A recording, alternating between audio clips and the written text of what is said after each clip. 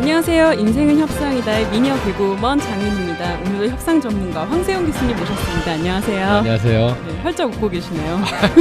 그 멘트가 항상 즐겁게 만드는 것 같아요. 네. 예. 저희 이제 지금 녹음하는 게 아마 1월쯤에 나갈 거예요. 아 그래요? 그렇죠. 예. 지금 예. 12월이니까. 아 예. 네. 새해 목표 있으세요? 새해 목표, 네. 새해 할 일이 너무 많은 것 같은데요. 뭐 있으세요? 저기 제가 아카데미를 하나 설립해야 될 것 같고 오. 청소년 협상가 CEO가 되는 거네요. CEO? 그냥 바지 사장? 어. 진짜 사장님 뒤에 계시고 바지로? 네. 돈이 없어가지고. 요새 그렇게 나라도 운영하길래 저도 네. 한번 네. 네, 그리고 청소년 협상가 프로그램을 론칭할 것 같은 느낌인데 예, 지금 준비하고 있거든요. 야, 예. 있어 보이네요. 그거가 청소년 협상가가 있어 보인다는 건가요? 아니면 첫 번째죠. 바지 사장. 바지 사장? 그래도 사장이니까. 아 그래요? 네. 예. 저는 일단 결혼 생각이 없었는데 예. 약간 요즘 들어서 내년쯤엔 이제 좀 가야 되지 않을까 하는 생각이 들어요. 그렇죠. 이제 꽉 차셨으니까. 헐렁해요 아직.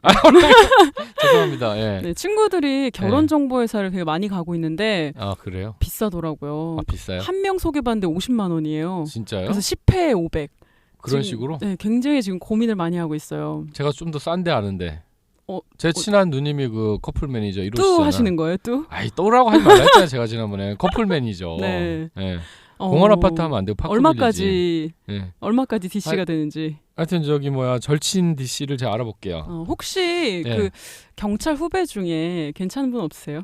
괜찮은 친구들은 많이 있는데 이제 연세가 윤희 씨랑 맞추려면 연하를 만나야 될 것 같은데 총각들은 괜찮으시겠어요? 연하도? 너무 많이 차이 안 나면 제복이 잘 어울리면 전 그런 남자 좋아하기 때문에 알아보겠습니다. 예. 알아보겠습니다. 그러면은 뭐 양복 하나 해드리는 걸로. 아이 저는 그런 거 필요 없어요. 예. 네. 둘이 잘만 살면 그게 감사한 거죠. 씁쓸해 보이시네요. 잘만 살면 감사하죠. 예. 네. 그럼 오늘은 또 어떤 협상에 대한 얘기를 해주실지 궁금합니다. 예, 오늘의 주제는 네. 내 돈 떼먹고 도망간 내연녀를 좀 잡아주세요 하는 겁니다.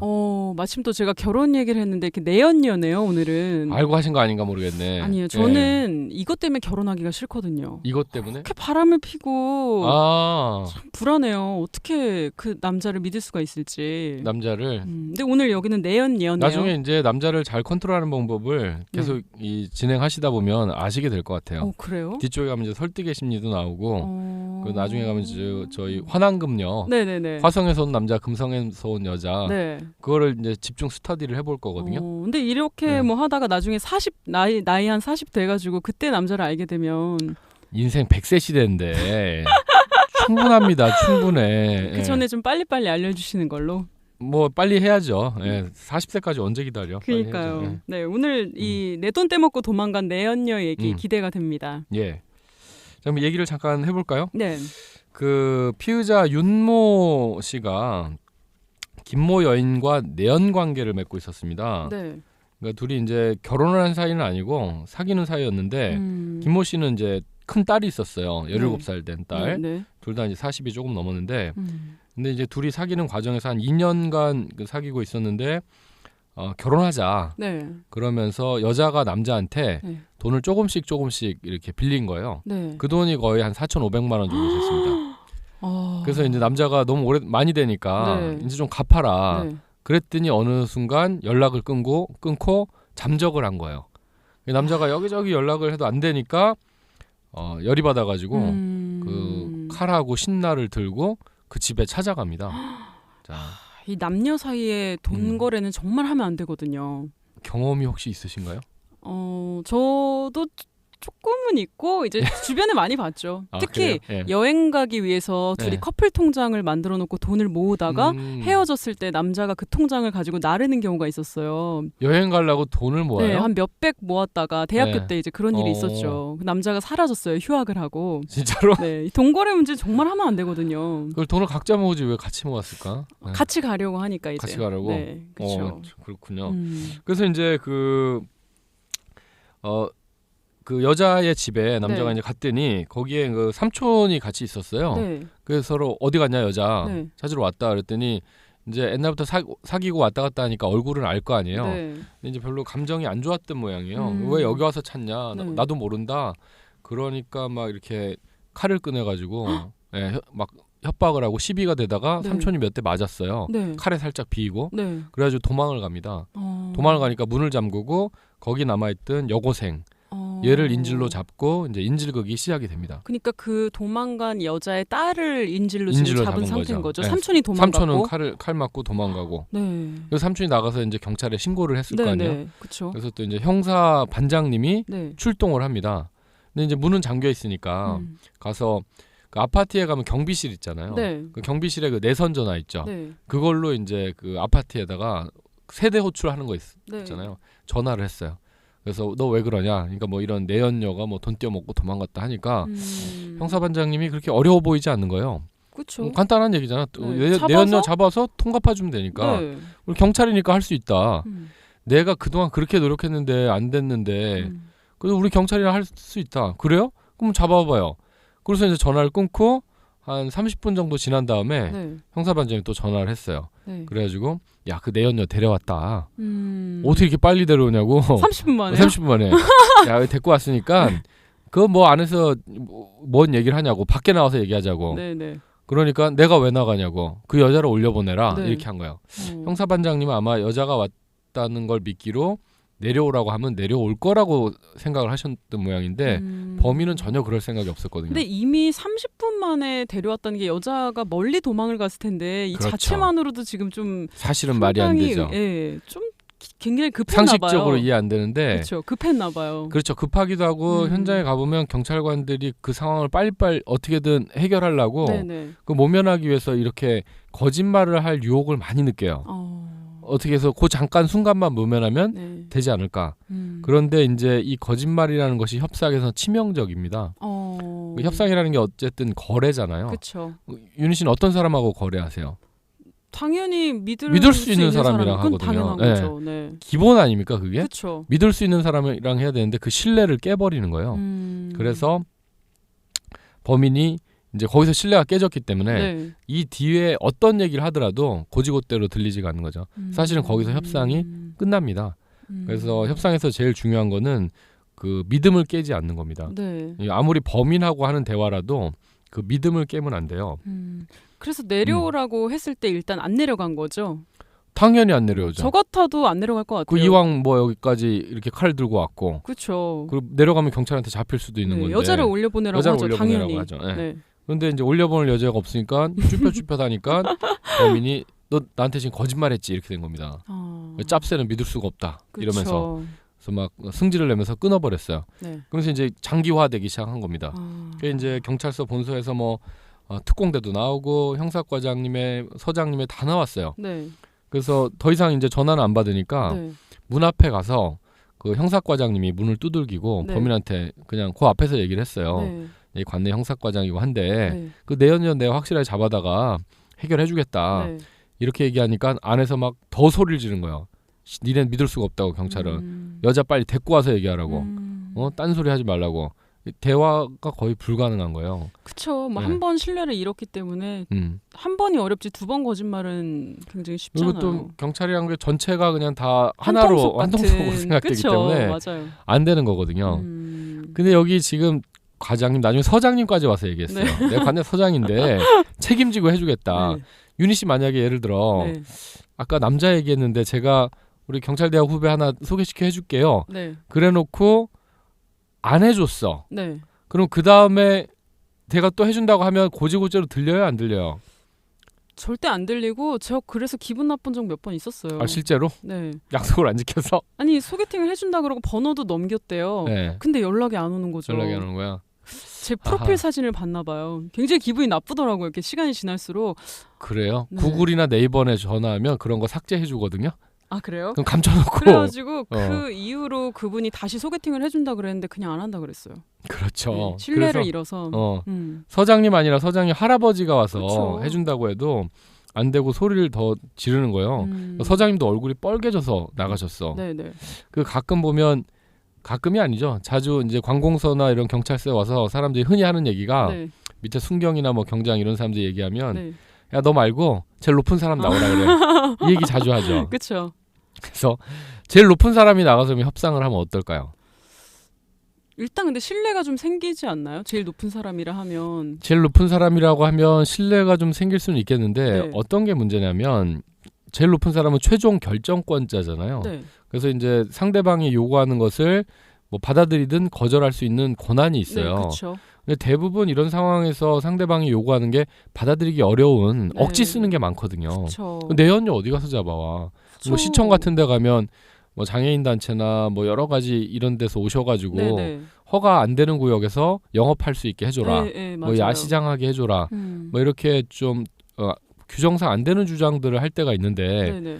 그럼 그걸 시장님이나 뭐 서장님 이런 제일 높은 분이 안 돼요 하고 얘기하면 더 이상 이제 협상의 여지가 없는 거예요. 네. 대결로 가는 거지. 그쵸. 그런데 중간에 무슨 이런 협상가 뭐 경무과장님이든 대리인을 두잖아요. 그럼 그런 사람은 내가 높은 분한테 가서 네 입장을 잘 얘기해볼게 하고 가서 서장님이나 이렇게 저쪽에서 요구하는 게 이런 건데 해주실 수 있나요?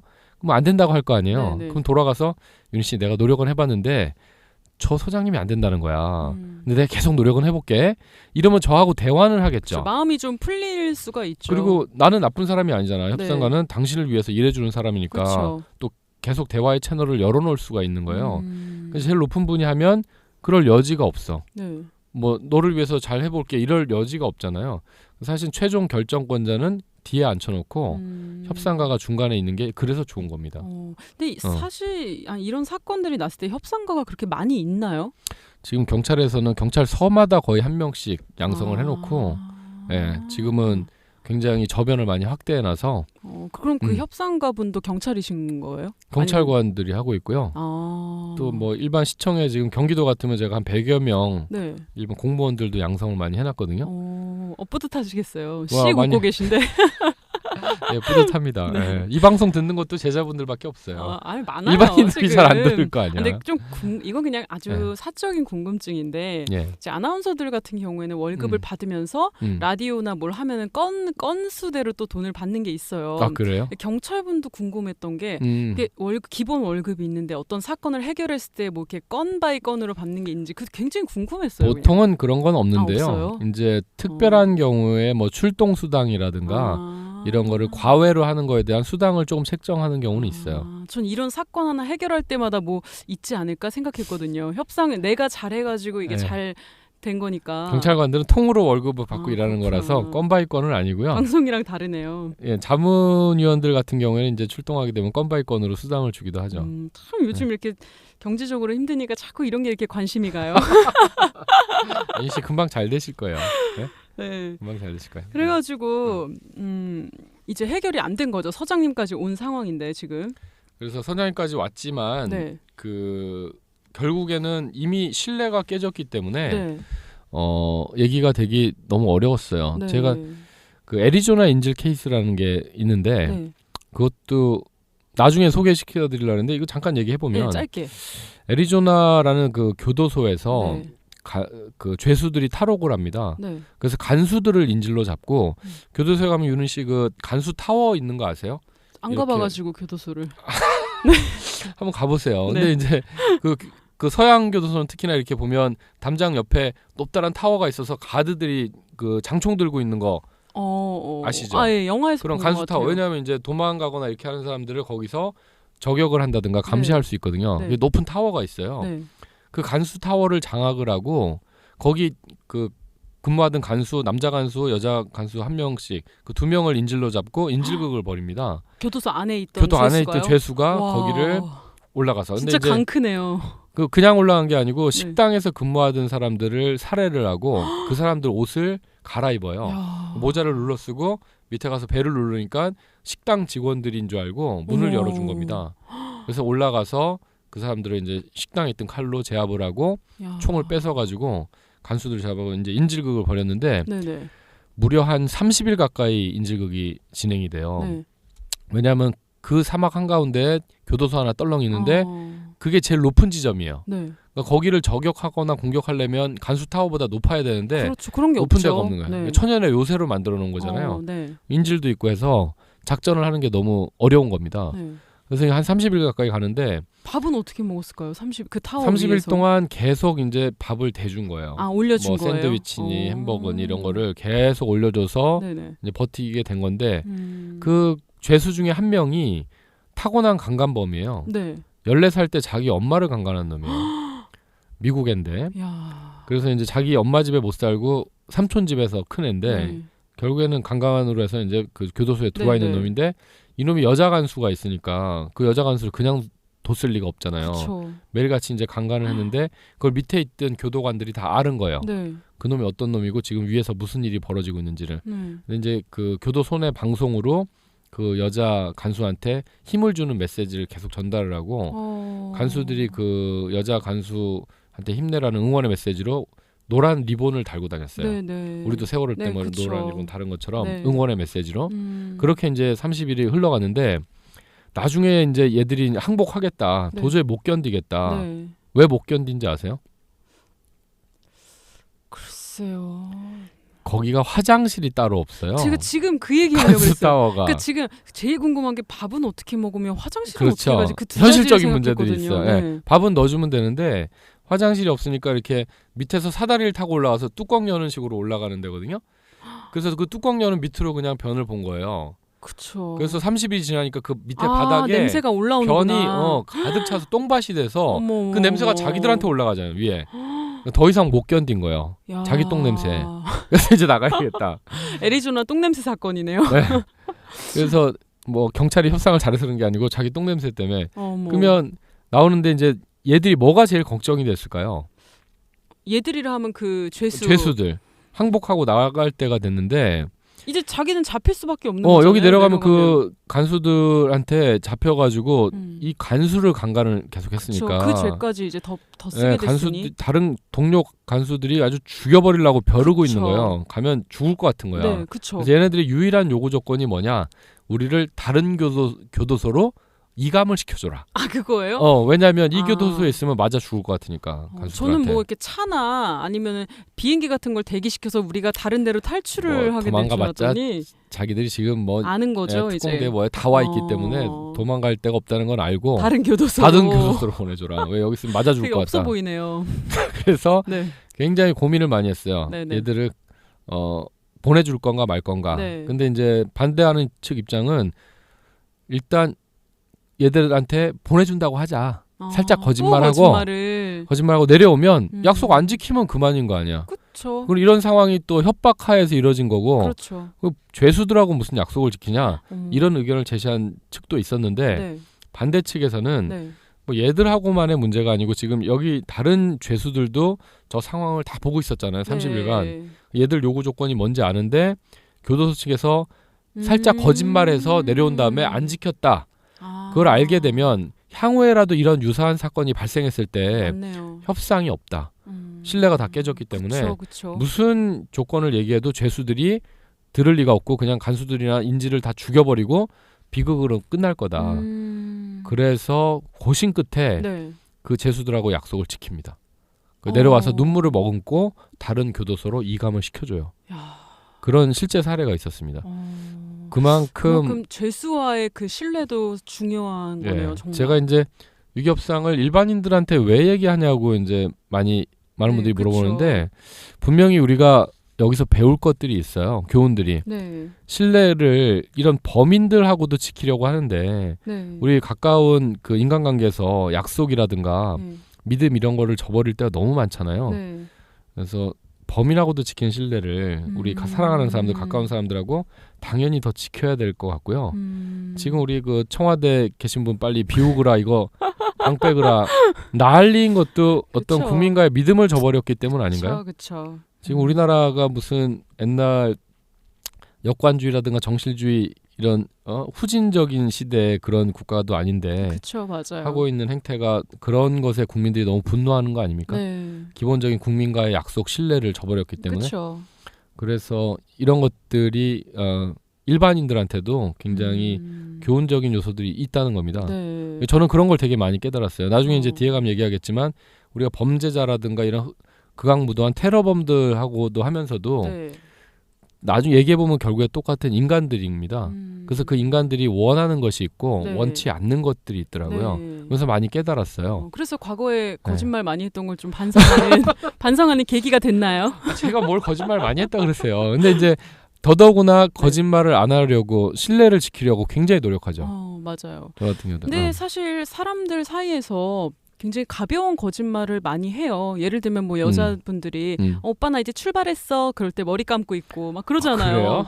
나 그걸 맨날 고지고대로 믿어가지고. 그래가지고 계속 1시간 2시간씩 그냥 기다리고 기다리고. 나 횡단보도 앞이야. 이러고 그런 일이 그러다 보면 진짜 신뢰가 깨지거든요. 아 그래요? 그래서 나중에는 보면은 상대방이 얘는 늦는 애구나 이걸 알고 막 1시간 뒤에 나오고 막 그러는 경우도 있더라고요. 그런 것도 문제죠. 네, 일상 거짓말. 근데 아까도 많이 보면 그 형사과장도 굉장히 자기는 대수롭지 않게 생각한 거거든요. 그렇죠.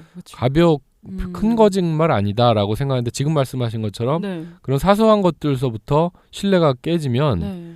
큰 것을 이룰 수가 없거든요. 네. 이 사람은 작은 약속도 안 지켰으니까 큰 약속 안 지킬 거라고 생각하기 때문에 맞아요. 그런 거 하나하나도 그냥 아직 출발 못했다고 하시는 게 좋을 것 같아요. 저는 아니에요. 너무 경험에서 우러난 말 저는 같아서. 10분 전에 항상 오기 때문에. 아니, 뭐 약속 잘 지키는 것 같긴 그렇죠. 합니다. 예. 그렇군요. 근데 또 제가 이제 거짓말을 해본 적이 있잖아요. 누구나 사람은 그렇죠. 하죠. 저도 뭐 약속 있으면 귀찮거나 너무 가기 싫으면 아파 뭐 이렇게 할 때가 있어요. 그 정도야. 근데 이제 거짓말이라는 게 이런 그 진성 거짓말이 있고요. 그다음에 화이트 라이라고 선의의 거짓말이 있어요. 그거는 좀 구분을 해서. 근데 또 선의의 거짓말도 참 이게 하다 보면은 자꾸 커지거든요. 거짓말이 또. 그렇긴 하지만 선의의 거짓말이 커진 게 뭐 있어요? 예를 들어 엄마가 나 나이 드니까 너무 얼굴 쭈글쭈글하지? 그러면 엄마 아니야 아직도 예뻐. 이런 거짓말이 커질 거는 잘 없을 것 같은데. 그런 거는 또 좀 해줘야죠. 그러니까 선의의 거짓말은 커질 게 별로 없는데 악의의 거짓말은 작은 거짓말이 눈덩이처럼 불어날 수는 있어요. 왜냐하면 그 거짓말을 커버하기 위해서 또 거짓말하고 해야 되거든요. 네, 그렇죠. 그 선의의 거짓말은 근데 저는 그거 제일 좋아하거든요. 근데 어떤 사람들은 나는 거짓말 못한다고 나같이 솔직한 게 낫다 그러면서 진짜 막 직설화법으로 야 너 다이어트 했다며 요요 왔냐? 막 이러고 그런 남자들도 꽤 있어요. 개그맨은 그거 심하죠. 되게 심해요. 저 진짜. 지난번에 회식하다가 깜짝 놀랐잖아요. 왜요? 그 개그맨 선배님들이 그 윤희 씨한테 하는 거 보고 나 정말 저는 되게 충격 가벼웠는데 그때. 아니 충격 많이 받았고요. 그래요? 개그맨들은 농담도 세구나. 근데 보면 그런 대놓고 얘기하더라고 여자분들한테도. 뭐가 있었죠? 저번에 약간 이렇게 살점이 좀 있으신 여자분 왔는데 뭐 너 막 그런 거에 돼지같이 대해서 쪘냐 막 이런 식으로 예를 들면 대놓고 막 상처 주는 말 하는데 그러면 이제 여자 개그맨들은 더 세게 받아치죠. 그래요? 안 넘어가요. 그냥 안 대단하긴 하던데 선배님 왜 이렇게 쭈글거리세요? 이러고 다 똑같아요. 일반 사회 같으면 아마 난리 날 발언들을 막 하시더라고 회식 때. 그래서 저희는 그 정도는 전 기억도 못 하잖아요. 너무 가벼웠기 때문에 그 정도는 세게 단련되신 분들이군요. 그렇죠. 다음에 우리가 뒤에 가면 거짓말에 대해서 좀 본격적으로 바디랭귀지 거짓말 탐지 기법을 개발하신 분들이 있는데 협상에서 이게 되게 중요한 요소입니다. 대상자들이 항상 지금처럼 뭐 경찰관이나 협상관 측에서 거짓말을 하는 수도 있지만 대상자도 거짓말을 너무 많이 하거든요. 하죠. 너무 많이 해. 피의자만 하는 것도 아니고 인질도 하고 참고인도 하고 다 각자 자기한테 유리한 쪽으로 얘기하기 위해서 거짓말들 많이 하기 때문에 어떤 사람이 거짓말 하는지 안 하는지를 잘 판단을 해야 됩니다. 뭐 이렇게 예를 들면 자꾸 입술에 침을 바른다든지 다리를 떤다든지 뭐 이런 게 있나요? 진짜? 어댑터 행동이라고 거짓말을 할 때 이제 나타나는 여자분들은 여기 그 목 아래쪽에 천돌이라고 움푹 들어간 데 있죠. 쇄골 옆 사이에. 거기를 이렇게 만진다든가. 나 왜 지금 만지고 있지? 그건 지금 알려줬으니까 그러는데 그런 어댑터 행동들이 있는데 나중에 한번 그거만 따로 시간을 내서 좋아요. 거짓말 어떻게 탐지하는지 알아보도록 하겠습니다. 이게 거짓말이 그래 협상에서 굉장히 중요한 이슈예요. 그러니까요. 이게 해서도 안 되고 또 상대방이 하는 것을 우리가 몰라서도 안 되는 그런 부분이에요. 이게 뭐 연애를 하거나 할 때 보면은 참 여자는 직감이 있어요. 쎄해요. 얘가 어제 회식했대는데 회식이 아니에요. 보면.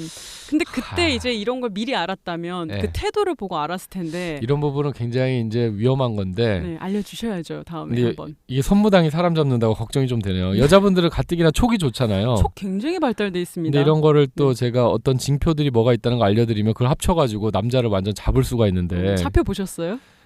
글쎄 하도 오래돼갖고 기억이 안 나는데 그 잡으면 괜히 잘 지낼 것도 모르고 넘어가면 모르는 게 약인데 아는 게 병일 수가 있어요. 그 이제 거짓말 탐지기 시중에 25,000원 정도 하는 게 있어요. 놀이기구처럼 생긴. 그거는 정확도가 떨어져서 저 그거 갖고 다니고 싶다는 생각도 굉장히 많이 했거든요. 근데 저는 사실은 저희는 이제 협상가니까 그런 걸 알아야 되기 때문에 이런 걸 훈련하고 공부하는 거지만 일반인은 그냥 모르고 넘어가는 게 오히려 나을 것 같아요. 아는 게 도로 독일 수도 굉장히 있는데. 불안해 보이시는데. 근데 어쨌거나 다음에 한번 시간을 내서 알아보긴 하겠습니다. 저는 일단 알아야겠으니까 다음번에 준비 좀 해주세요. 알겠습니다. 네. 걱정돼. 어쨌든 협상 관계나 뭐 인간 관계에서 신뢰를 잃으면 안 된다는 거 그리고 약속을 꼭 지키고 믿음을 지켜야 한다는 거 알게 됐습니다. 맞습니다. 황 교수님 오늘도 함께해 주셔서 고맙습니다. 감사합니다. 인생은 협상이다. 다음 시간에 뵙겠습니다.